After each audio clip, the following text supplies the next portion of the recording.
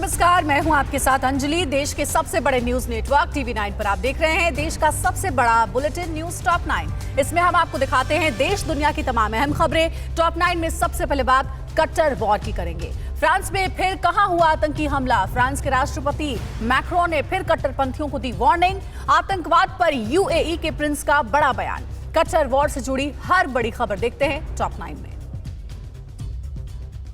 France में कट्टरता की आग लगातार भड़क रही है। नीस में हमले के बाद लगातार 4 दिन से फ्रांस में हमले हो रहे हैं। चटायुदुन में शख्स ने मस्जिद में गैसोलीन छिड़क कर आग लगा दी। आग लगने से इमारत को नुकसान हुआ, लेकिन किसी के मारे जाने की कोई खबर नहीं है।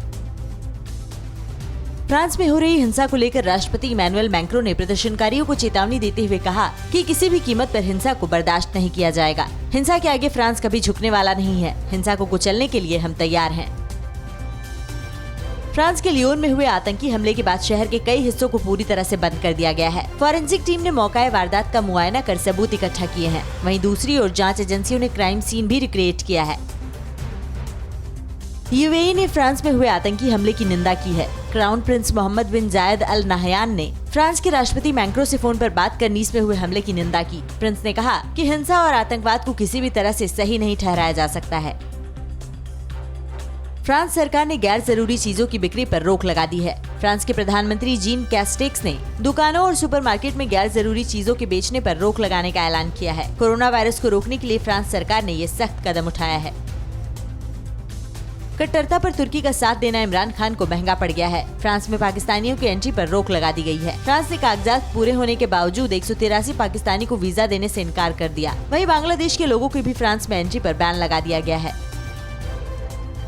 AIMIM चीफ असदुद्दीन ओवैसी ने फ्रांस पर हमला करते हुए कहा कि पैगंबर मोहम्मद पर घटिया कार्टून से तकलीफ हुई है। ओवैसी ने फ्रांस के राष्ट्रपति के बयान को इस्लाम के खिलाफ वाहियात करार दिया है। कार्टून बनाए गए, उससे न सिर्फ हमको बल्कि पूरे मुसलमानों को एक दिली और रूहानी तकलीफ है। तुर्की के इस्तांबुल शहर के एक अस्पताल में भीषण आग लगने से हड़कंप मच गया।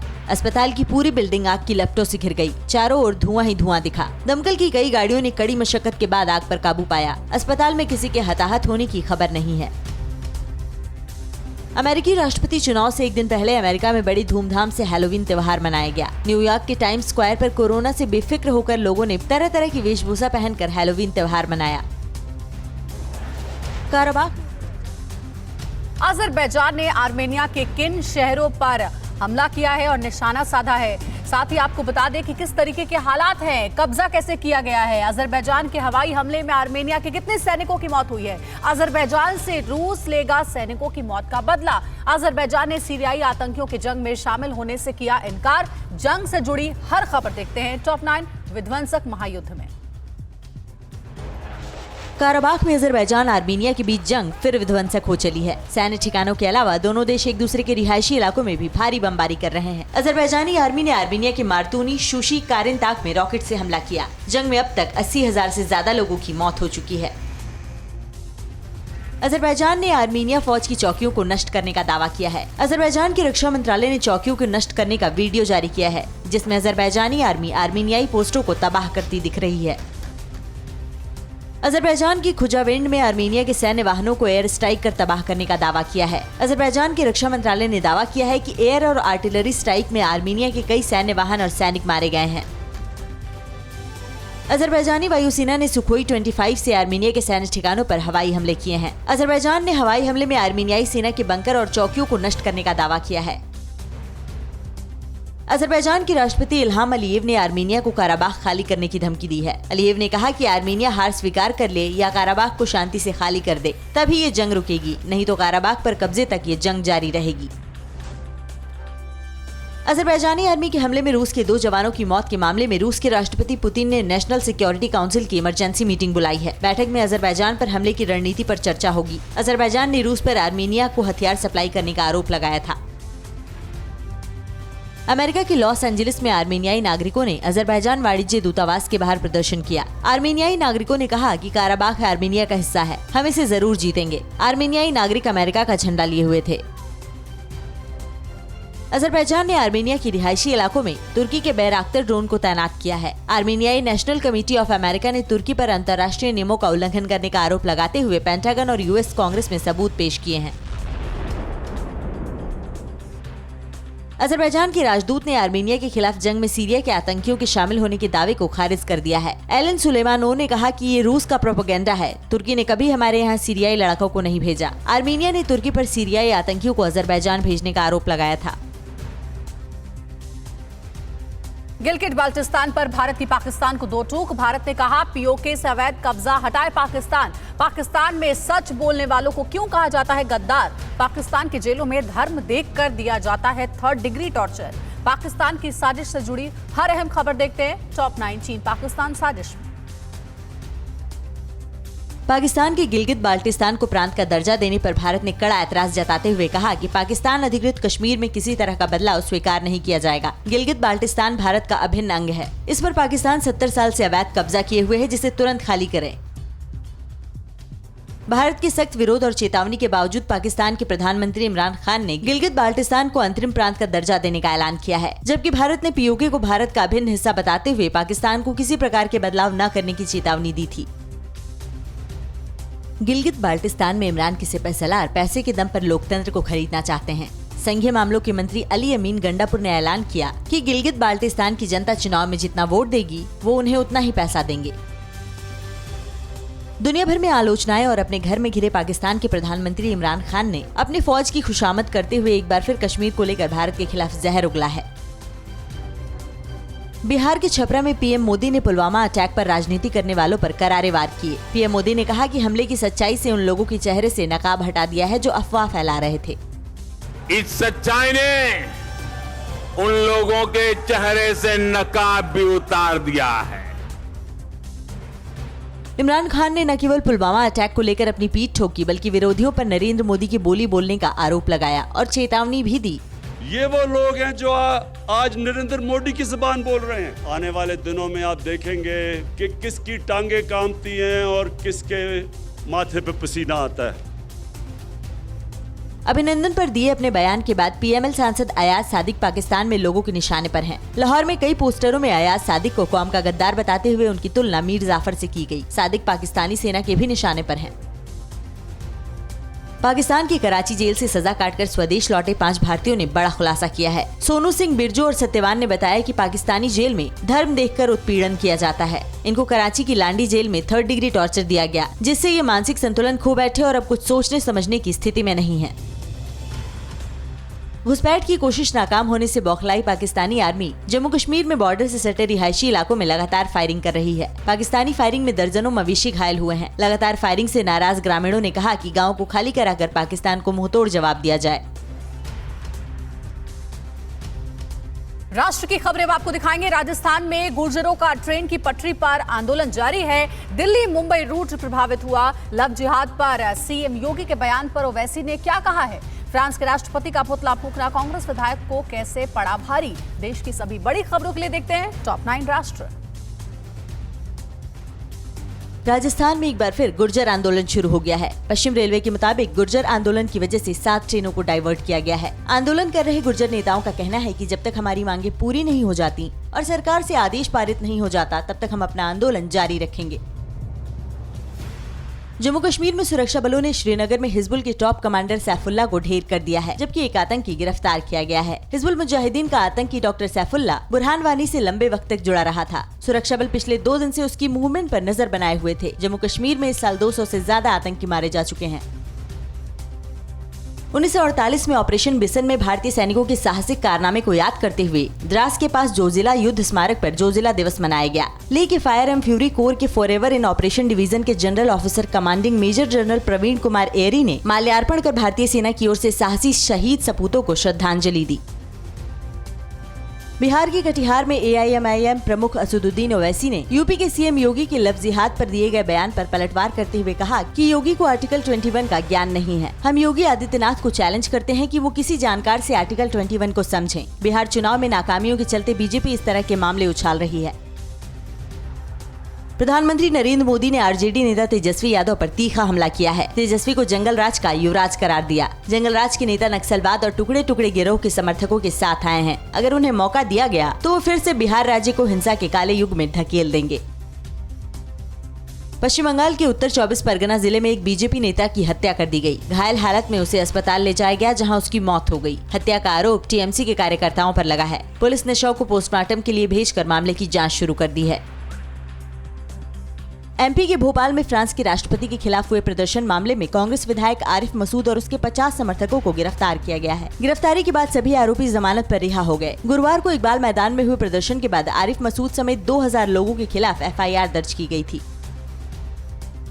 टाटा कंसल्टेंसी इंजीनियर्स लिमिटेड को राम मंदिर निर्माण में नई जिम्मेदारी मिली है। Tata consultancy engineers limited LNT का सहयोग करेगी। राम जन्मभूमि तीर्थ क्षेत्र के महासचिव चंपत राय ने इसकी पुष्टि की है। देश के आर्किटेक्ट से अपील की गई है कि वो सभी मंदिर निर्माण को लेकर अपनी राय दें। आर्थिक मोर्चे पर देश के लिए एक अच्छी खबर है। फरवरी के बाद पहली बार जीएसटी कलेक्शन 1 लाख करोड़ के पार हो गया है। अक्टूबर में जीएसटी कलेक्शन 1,05,000 करोड़ रुपए रहा। अक्टूबर 2020 में जीएसटी संग्रह पिछले साल के अक्टूबर महीने से 10% ज्यादा है। बिहार में कल दूसरे चरण में 94 सीटों पर होगी वोटिंग। आज रक्षा मंत्री राजनाथ सिंह और बीजेपी अध्यक्ष जेपी नड्डा रण की तैयारी में हैं। आज बिहार में राजनाथ और बीजेपी अध्यक्ष जेपी नड्डा की जनसभाएं हैं। पहले 2 चरणों में हर तीसरे उम्मीदवार पर क्यों दर्ज है क्रिमिनल केस। बिहार विधानसभा चुनाव से जुड़ी सभी बड़ी खबरें देखिए टॉप 9 बैटल ऑफ बिहार में। बिहार विधानसभा चुनाव के दूसरे चरण के लिए कल शाम को प्रचार थम गया। दूसरे चरण में 3 नवंबर को 17 जिलों की 94 विधानसभा सीटों पर वोट डाले जाएंगे। दूसरे फेज में कुल 1463 प्रत्याशी चुनावी मैदान में हैं।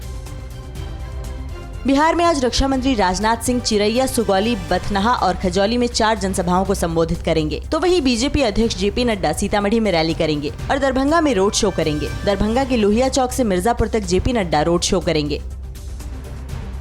एलजेपी अध्यक्ष चिराग पासवान ने एक बार फिर नीतीश कुमार पर जमकर हमला बोला है। चिराग पासवान ने कहा कि पीएम मोदी बिहार में इसलिए लगातार रैलियां कर रहे हैं क्योंकि उनको भी पता है कि अब नीतीश कुमार के नाम पर एक भी वोट नहीं मिलने वाला है। पीएम मोदी ने समस्तीपुर रैली में आरजेडी और कांग्रेस के परिवारवाद पर जबरदस्त प्रहार करते हुए कहा कि उनके बच्चे ही हर जगह जाएंगे तो आप कहां जाएंगे। वहीं छपरा की रैली में पीएम मोदी ने कहा कि आज बिहार के सामने डबल इंजन की सरकार है तो दूसरी तरफ डबल युवराज भी हैं। उनमें से एक तो जंगल राज के भी युवराज हैं।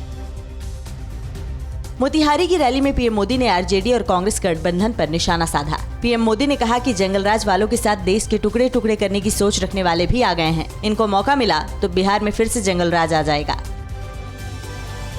कल पीएम मोदी ने बिहार में 4 जनसभाएं की। सभी जगहों पर मोदी आरजेडी पर हमलावर रहे। बगहा की एक रैली में पीएम ने कहा कि एक तरफ जंगलराज वाली सरकार है जो अंधेरा लाना चाहती है ताकि फिर से लालटेन जल सके, दूसरी ओर एनडीए है जिसने गाँव-गाँव बिजली पहुँचाकर LED से दूधिया रोशनी कर दी है।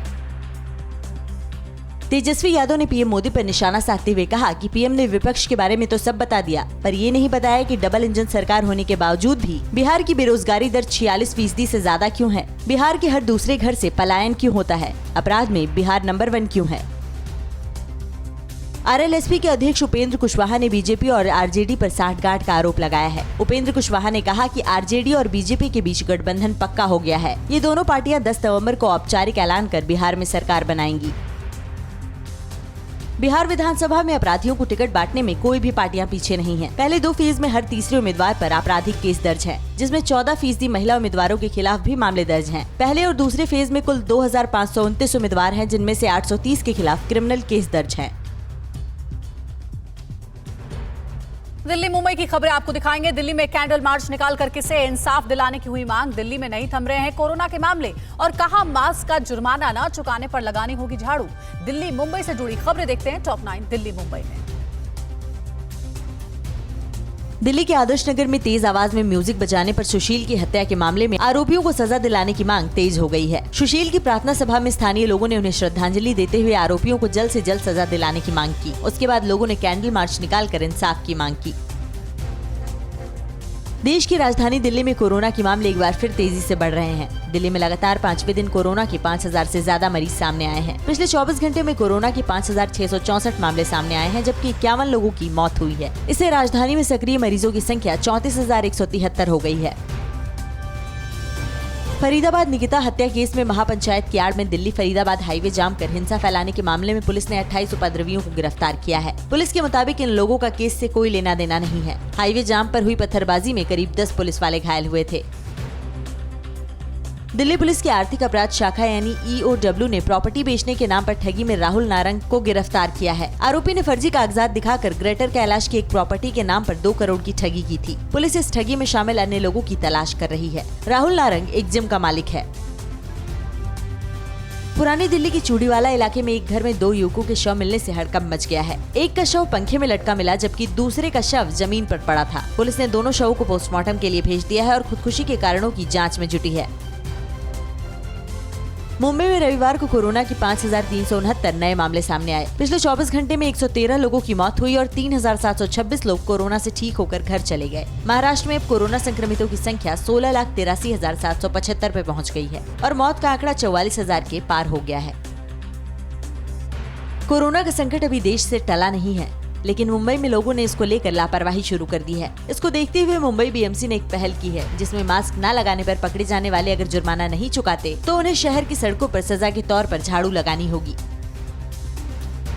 भारतीय रेलवे ने 1 नवंबर से मुंबई को जोड़ने वाली 610 लोकल ट्रेनों की शुरुआत कर दी है। इसके साथ ही इन ट्रेनों की संख्या बढ़कर 2020 हो गई है। महाराष्ट्र सरकार ने भारतीय रेलवे से सभी मुंबईकरों को अलग अलग समय पर पहले की तरह स्थानीय ट्रेनों से यात्रा करने की अनुमति देने की इजाजत मांगी थी। आज बॉलीवुड के बादशाह शाहरुख खान अपना 55वां जन्मदिन मना रहे हैं। देर रात ही मन्नत के बाहर उनके फैंस जन्मदिन की शुभकामनाएं देने के लिए उमड़ पड़े, जबकि शाहरुख ने अपील की थी कि इस बार दूर से ही बर्थडे विश करें और कोरोना गाइडलाइंस का पालन करते हुए घर के बाहर इकट्ठा न हो। कहां चलती बस में अचानक भीषण आग लग गई। कहां कांग्रेस जिलाध्यक्ष की सरेआम महिलाओं ने की पिटाई। आलू आयात करने के फैसले के विरोध में किसानों ने कहां किया प्रदर्शन। देश प्रदेश से जुड़ी खबरों के लिए देखते हैं टॉप 9 देश प्रदेश। रामनगरी अयोध्या से लखनऊ जा रही राज्य परिवहन की बस में अचानक भीषण आग लग गई और देखते ही देखते पूरी बस जलकर खाक हो गई। गनीमत रही कि समय रहते यात्रियों ने बस में धुआं उठते देख लिया था, जिससे जान माल को कोई नुकसान नहीं हुआ। बस में आग कैसे लगी इसके कारणों का अभी तक पता नहीं चल पाया है। यूपी पुलिस ने जालौन के कांग्रेस अध्यक्ष के खिलाफ छेड़छाड़ का केस दर्ज कर जांच शुरू कर दी है। 2 युवतियों ने अनुज मिश्रा पर छेड़छाड़ का आरोप लगाते हुए सरेराह पिटाई की थी। युवतियों ने बताया कि अनुज मिश्रा काफी दिन से यौन शोषण कर रहे थे। इसकी शिकायत प्रदेश कांग्रेस अध्यक्ष अजय कुमार लल्लू से की थी, लेकिन कोई कार्रवाई नहीं हुई। MP के CM शिवराज सिंह चौहान ने कृषि कानूनों को लेकर बड़ा ऐलान किया है। शिवराज सिंह ने कहा कि MP में MSP से कम दाम पर कोई भी फसल नहीं बिकेगी। सरकार अपनी बीमा कंपनी बनाएगी जिससे किसानों के साथ अन्याय न हो सके। अब सब्सिडी का पैसा सीधे किसानों के खाते में आएगा। पश्चिम बंगाल की राजनीतिक हत्याओं का सिलसिला थम नहीं रहा। ताजा मामला नदिया के ग्यासपुर का है, जहां बीजेपी के सक्रिय कार्यकर्ता बिजॉय शील का शव जंगल में पेड़ से लटकता मिला। बीजेपी ने TMC कार्यकर्ताओं पर बिजॉय की हत्या कर आत्महत्या दिखाने के लिए उसके शव को पेड़ से लटकाने का आरोप लगाया है। राजस्थान सरकार ने कोरोना के प्रभाव को देखते हुए स्कूल, कॉलेज, कोचिंग संस्थान खोलने पर लगी रोक को 16 नवंबर तक बढ़ा दिया है। वहीं swimming pool, cinema hall, theatre और मल्टीप्लेक्स 30 नवंबर तक बंद रखने का फैसला किया है। गुजरात के राजकोट में किसानों ने आलू आयात करने के फैसले के विरोध में प्रदर्शन किया और सरकार के फैसले पर पुनर्विचार करने की मांग की। किसानों ने कहा कि जैसे ही हमारी फसल का उचित दाम मिलने लगता है, वैसे ही सरकार प्याज के निर्यात पर रोक लगा देती है और आलू आयात करने लगती है।